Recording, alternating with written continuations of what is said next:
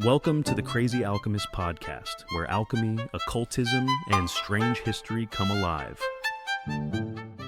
Every culture that has encountered something it cannot explain, a sickness with no visible cause, a death that came too soon, a string of bad luck that felt personal, has produced someone whose job is to cross into the invisible and fix it. The specific form varies. The pattern does not. The English word for that person is shaman. It comes from the Evenki language. The Evenki are a Siberian people who live scattered across a territory roughly 3 times the size of Alaska. They gave us the word, and what they actually practiced looks almost nothing like what the word now means. No psychedelic drugs, no punitive hell, no supreme God in the Western sense, no willing mystic seeking enlightenment. The shaman was not a guru. The shaman was an employee of the dead. The Evenki were formerly called the Tungus, a name the Russians picked up from the Yakuts in the 17th century. Their own name, Evenk, became the official Soviet designation in 1931. They belong to the Tungusic language family, which includes about 12 languages spread across northeastern Asia. Their most famous relatives are the Manchu, who conquered China and ruled it for nearly 3 centuries.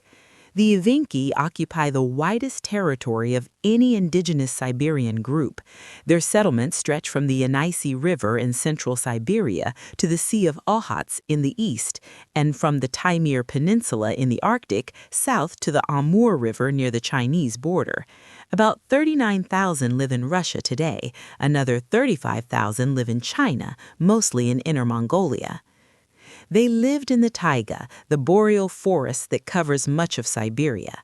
Their homes were chum, conical tents made of poles covered with bark or hide.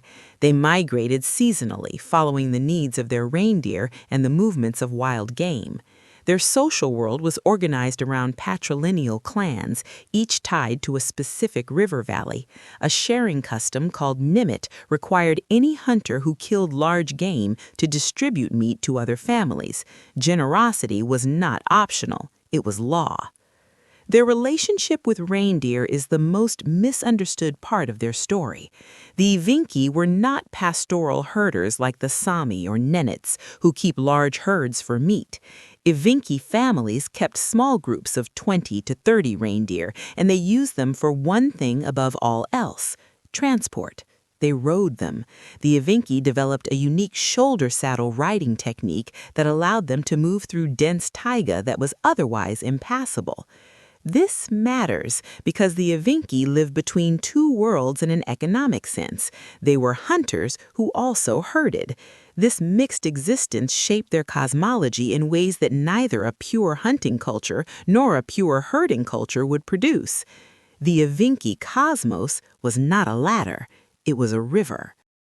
Most descriptions of shamanic cosmology talk about 3 stacked worlds, upper, middle, and lower, connected by a vertical axis. The Evenki had 3 worlds, but they arranged them differently. Their worlds were laid out horizontally along a mythical river called the Engdikit, which means the place that no one sees. The Engdikit flowed from east to north. Upstream, toward the sunrise, lay the upper world, Ugubuga. Downstream toward the darkness of the north lay the lower world, Hergubuga, and beyond it the land of the dead, Buni. Between them was the middle world, Dulinbuga, where the living walked. This was not abstract. It mirrored how the Evenki actually lived. Their clans settled along real rivers, with upstream territories and downstream territories. The cosmic geography mapped onto the physical geography. What was true of the land was true of the spirit world. The upper world was home to Seveki, the creator spirit, patron of people and reindeer. The sky had a hole at the top, the North Star, through which you could pass into Seveki's realm. The upper world was where fresh souls waited to be born. The middle world was full of spirits, not in the frightening sense. In the Evenki view, Everything was alive. Rivers, mountains, forests, fire, all of it possessed musun, a vital force or animating energy. The fire in the hearth had its own spirit, Anakin Togo, which the Evenki called grandmother. She was androgynous, could predict the future, and demanded the best food. If you pointed a knife blade toward the fire, you put out her eyes. Every natural feature had a spirit owner who required respect. The Evenki did not worship these spirits, they negotiated with them. The lower world was where the dead went. And here is the first major surprise for anyone raised on Western religious ideas. The Evenki lower world was not hell. It was not punishment. Buni, the land of the dead, was a mirror of earthly life. The ancestors who lived there continued doing what they had always done: hunting, herding, living in family groups. There was no moral judgment, no weighing of sins, no reward for the good and punishment for the wicked. You died, and the shaman took you downstream to a place that looked like home. The being who ruled this lower world was Hargi, the elder brother of Seveki. In many world mythologies, the ruler of the underworld is evil. Hargi was not. The Evenki creation story describes Seveki and Hargi as two brothers who competed in acts of creation. Seveki created the useful things, Hargi created the rest. But the old texts do not call Hargi's creations harmful. The ethnographer A.F. Anisimov noted that the dualism was not moral, it was structural. Both brothers were necessary. This is a cosmology without a devil. The most powerful spirit in Evenki shamanism was the mammoth. Called Seli, it created rivers and lakes with its footsteps and dug up land from the ocean floor with its tusks. An aquatic mammoth called Kalir Kelur guarded the entrance to the land of the dead. The mammoth went extinct roughly 10,000 years ago. Its central role in Evenki cosmology may be a window into how old this tradition really is. Each Evenki clan did not share a single generic spirit world. Each clan had its own tributary flowing into the Angdikit. At the point where a clan's tributary met the cosmic river, there lay the Omiruk, a territory inhabited by souls. The Omiruk was the sacred wealth of the clan. It was where souls waited between death and reincarnation. The clan's shaman protected this territory by setting up a marilia, a fence made of spirits around the clan's lands in both the physical and spiritual worlds. The Evenki believed each person carried 3 souls. The first and most important was the Omi, sometimes called the bird soul. This was the primary life force. When the Omi left the body permanently, the person died. But the Omi did not die with the body. It lingered in the middle world for 1 to 3 years after death, until a shaman could escort it to Buni. Once in the land of the dead, the Omi eventually traveled to the Omiruk, the clan's soul territory, where it waited for reincarnation. The second soul was the Hanjan, the shadow soul. When a child reached the age of about 1 year, the Omi transformed into the Hanjan. This marked the beginning of real human life. The third was the Ben, the body soul, born with the physical body and tied to it. There was also a fourth concept, not quite a soul but related, the Sudur, a spiritual double that existed in the other world. The Sudur's well-being directly affected the living person's health and fortune. If your Sudur was suffering in the spirit world, you suffered in this one. Illness in this system had a specific cause. Someone's Omi had been stolen. Another shaman's helper spirits had grabbed it, or an evil spirit had intruded into the body. Healing meant the shaman had to travel along the clan's tributary, find the stolen soul, and bring it back. Only the most powerful shamans could travel all the way to the river's estuary, where the deepest parts of the lower world began. In the modern imagination, the shaman is someone who seeks spiritual power, a wisdom figure, a mystic who chooses to walk between worlds because they are called to a higher purpose. The Evenki shaman did not choose anything. The spirits chose the shaman, and the choosing looked like illness. It started with what ethnographers call shamanic sickness. The person became depressed, confused, withdrawn. They fled into the taiga alone. They lost weight. They babbled, sang, danced without reason. Spirits appeared to them. Dead shamans visited and ordered the person to follow. The community recognized the symptoms. This person had been chosen. The critical detail is what happened if you refused. As long as the candidate resisted the calling, their health got worse. The sickness deepened. In modern documented cases among the Chinese reindeer Evenki, refusal led to madness and suicide. The spirits did not take no for an answer. Accepting the call did not bring relief. It brought dismemberment. The initiation was a vision. The candidate's soul traveled to the lower world, where spirits killed them. They cut the body into pieces. They consumed the flesh. They reduced the candidate to a bare skeleton. Then the spirits reassembled the bones, put the body back together, and the person returned to life with shamanic powers. This was not a metaphor the Evenki used lightly. Ethnographers from Shirakagarath to Hain recorded it consistently across different Evenki groups and different decades of fieldwork. There were levels of power. A beginning shaman started with simple healing work. Over 6 to 7 years, if the spirits granted it, the shaman gained enough power to earn an iron crown with metal antler branches forged by the clan's blacksmith. A Siberian proverb says the shaman and the blacksmith are from the same nest. The blacksmith forged the iron pendants, mirrors, and plates that made up the shaman's costume. These were not decorations. They were spiritual armor and weapons. Each pendant represented a helper spirit, a body part, or a feature of the cosmic geography. The jingling of metal during the shaman's dance was not music. It was the sound of a spirit army in motion. The Evenki drum, called umtavun, was not a musical instrument. It was a living being. To make a drum, the shaman had to trace the entire life of the reindeer whose hide was used, where the animal was born, every place it had visited, every pasture, every river crossing, every ridge, where and how it was killed. The drum was then that reindeer transformed. It carried the shaman between worlds, the same way a living reindeer carried a rider through the taiga. Different Evenki groups called the drum by different names depending on which vehicle it became. Some called it a boat, others called it a horse or a reindeer. The drumstick served as a lash or an oar. When the shaman beat the drum and began to travel, the drum animal ran or swam along the cosmic river. This is the context you need to understand what the Soviet government did when it confiscated Evenki drums in the 1920s and 1930s. They were not taking instruments. They were killing animals. They were severing the shaman's means of travel. The shaman's most important job was not healing. It was guiding the dead.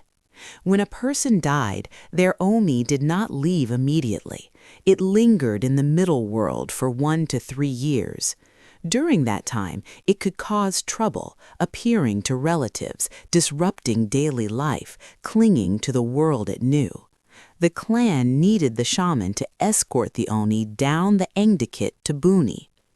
This was the soul escort ceremony, the most important ritual in Evenki shamanic practice. The shaman dressed in full costume, took the drum, and began to travel. The journey followed the cosmic river downstream, toward the north, toward the darkness. Along the way, the shaman encountered obstacles, hostile spirits, difficult crossings. Each shaman knew the route along their own tributary and down the main channel because the cosmology was a map and the shaman had memorized the map. When the omi reached Buni, the shaman delivered it to the land of the dead and then made a request. Do not return. Do not disturb the living. The shaman then traveled back upstream alone.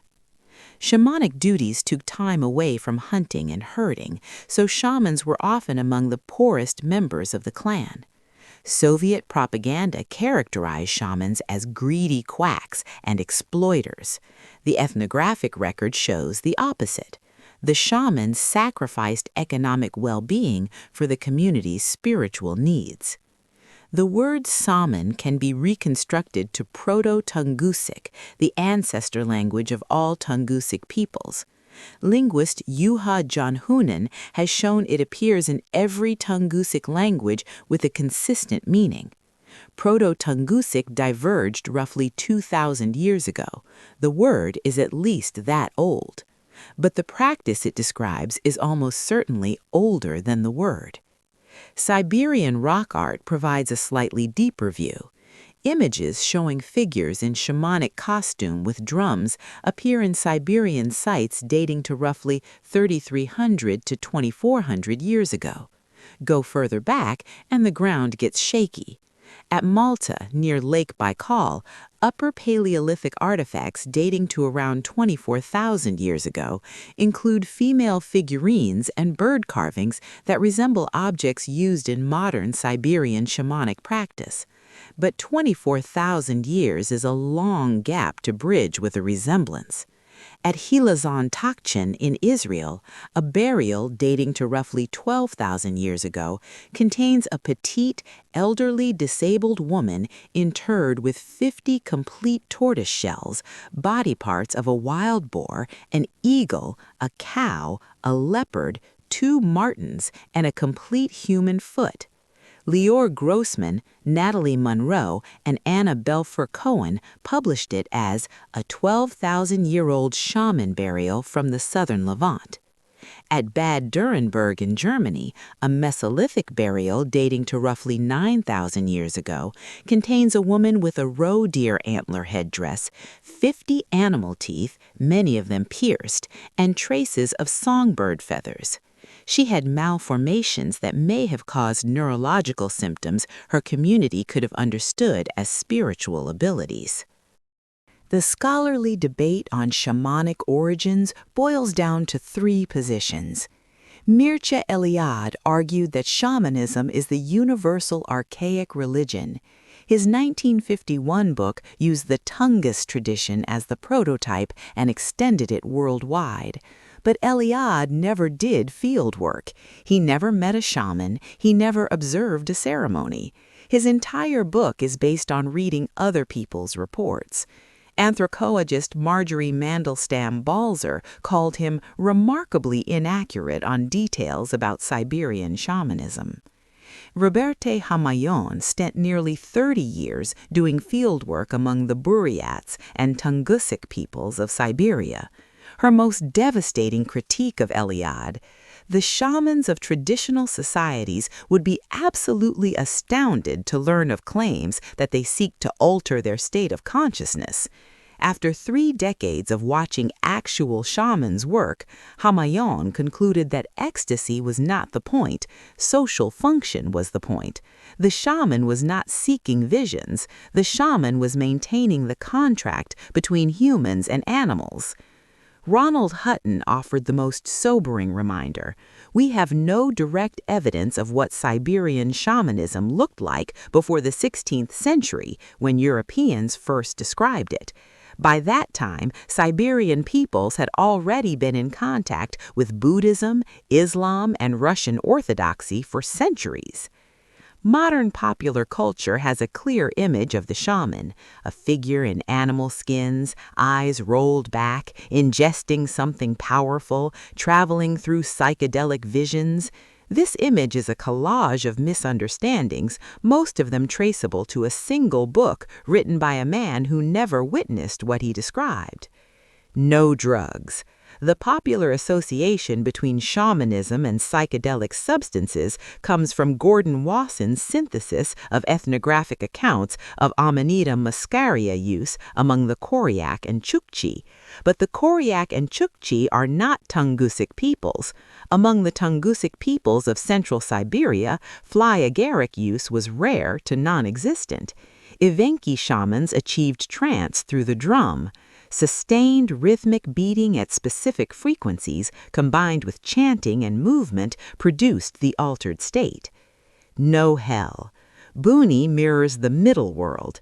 Ancestors hunt, herd, and live in family groups. There is no judge, no scale, no fire. No supreme God. Seveki and Hargi are brothers. Neither is omnipotent. Their dualism is a partnership, not a battle. No willing seeker.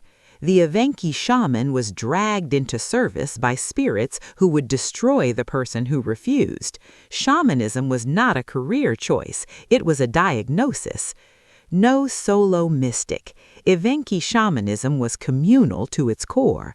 The shaman without a clan was nothing. The practice had no meaning outside the community it served. Iliad's book took a specific Siberian tradition, stripped it of social context, and turned it into a universal archetype. The psychedelic movement added drugs. The New Age movement added self-improvement. What survives today in popular culture as shamanism is 3 layers of distortion stacked on top of something that no longer resembles the original. Russian Orthodox missionaries reached Evenki territory starting in the 16th century. They forced baptisms. The Evenki accepted them politely and kept practicing shamanism between priestly visits. Some added Jesus to their collection of spirit figures, treating him as one more spirit among many. Orthodox missionization dented the tradition but did not break it. The Soviet state broke it. In the 1920s, shamans were stripped of voting rights. They were excluded from the kolkhoz collective farming system. Some village committees voted to evict shamans from their homes. The League of the Godless, founded in 1925 and renamed the League of Militant Atheists in 1929, launched propaganda campaigns. By the 1930s, it was clear that propaganda had failed. The state escalated. Drums and costumes were confiscated and burned. Shamans were arrested, sent to labor camps, and executed. Bogdan Onenko, age 65 from the village of Naihin, was arrested on September 12, 1937. He was executed by firing squad 40 days later. By the 1940s, almost all the Evenki shamans had been purged. Forced sedentarization completed the destruction at a level the arrests and burnings could not reach. Starting in the late 1920s, the Soviet state moved Evenki families off their ancestral territories and into settled villages. This did something the executions could not do. It severed the relationship between the Evenki and the landscape that was the foundation of their cosmology. Remember the structure. Each clan settled along a specific river. That physical river was mirrored by a spiritual tributary flowing into the Engdikit. When the state moved a clan off its river, it did not just relocate people, it cut the tributary. It disconnected the clan from its sole territory in the spirit world. You cannot practice a religion built on a specific river if you no longer live on that river. Among the Chinese reindeer Evenki, the last shaman, Niula, died in 1997 at age 85. Her daughter, Balajei, said that since her mother's death, no one has donned that shaman spirit robe made of metal and leather or struck the spirit drum to pray for the Evenki. The last traditional Evenki shamans in Russia died in the 2010s. The knowledge died with them. There is no unbroken chain of transmission. But the spirits, according to the Evenki, have not stopped choosing.